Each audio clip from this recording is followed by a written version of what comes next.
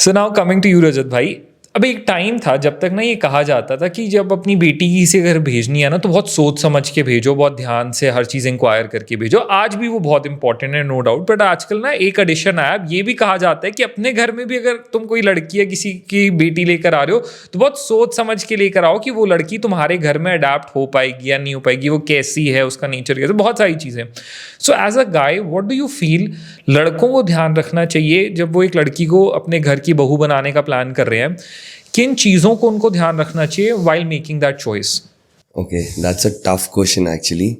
And first of all, the biggest and the most important thing is a man should have that maturity to understand will that girl will work in their house or not. Okay. In terms of either he'll be able to live with her and क्या वो adjust कर पाएगी आपके घर। आपको यार समझदार इंसान को ना एक इंसान के साथ 10 दिन रह के ये पता लग जाता है कि वो आगे चलेगा कि नहीं चलेगा।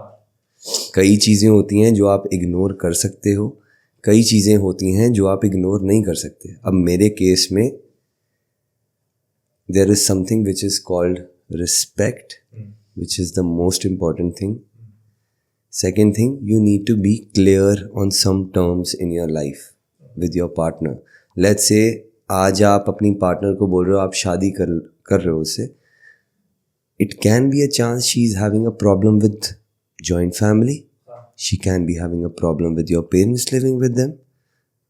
Everything should be very much cleared. In my case, I will talk about my example. I lost my father at a very early age. Before my marriage I cleared one thing to Paro also, that for me my mom is very important because she never got married after my dad died, and she took care of me and my sister after marriage, and whatever happens in life I won't leave her. That is the only thing which I want from you. And she said, yes, I am with you. I never wanted anything more than that, and touch wood, they both are very good from day one. And that's what I always wanted. And second, I say the thing कि यार आपको ना mindset पता लग जाता है लड़की का कि either she is coming for something, like either she is coming for something लालच, कुछ लालच की वजह से आ रही है, या कुछ एक genuine प्यार होता है वो दिखता है उसमें। आपको कोई भी इंसान आपके साथ रहेगा, एक दिन फेक कर लेगा, 2 दिन फेक कर लेगा, 10 दिन फेक कर लेगा, 1 महीना फेक कर लेगा, कितनी देर तक फेक कर लेगा। बट आज के टाइम पे आप देखते हो कि किसी के 5-5, 6-6, 7-7 साल के रिलेशन होते हैं, बट वो शादी करते हैं और शादी करते ही वो रिलेशन एकदम से टूट जाता है।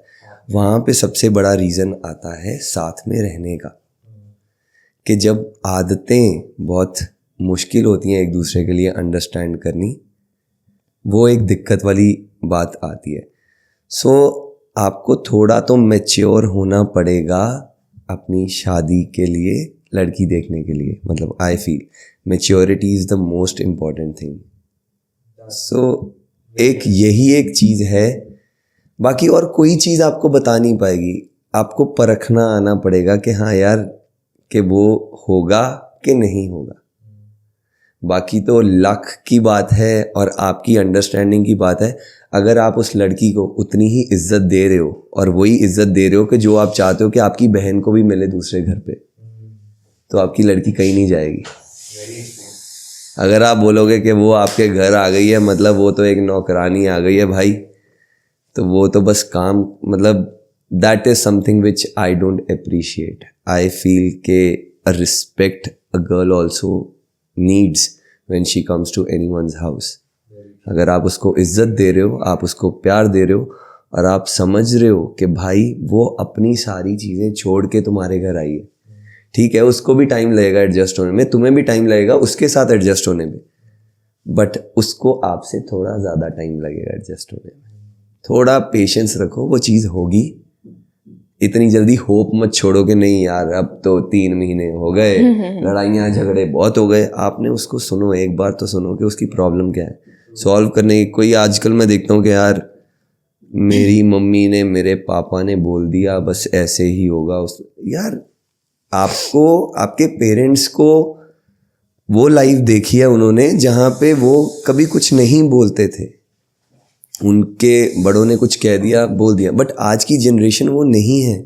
आज की जनरेशन नहीं सुनती किसी की। आज की लड़कियां भी उतनी ही इंडिपेंडेंट हैं। They are much more capable of any other thing than a गाय।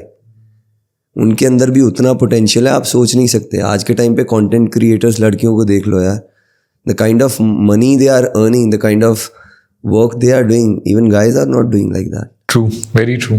सो वो चीज़ रिस्पेक्ट मिलनी उनको उतनी ही इम्पोर्टेंट है, और आपको उस लड़की को परखना भी उतना इम्पोर्टेंट है।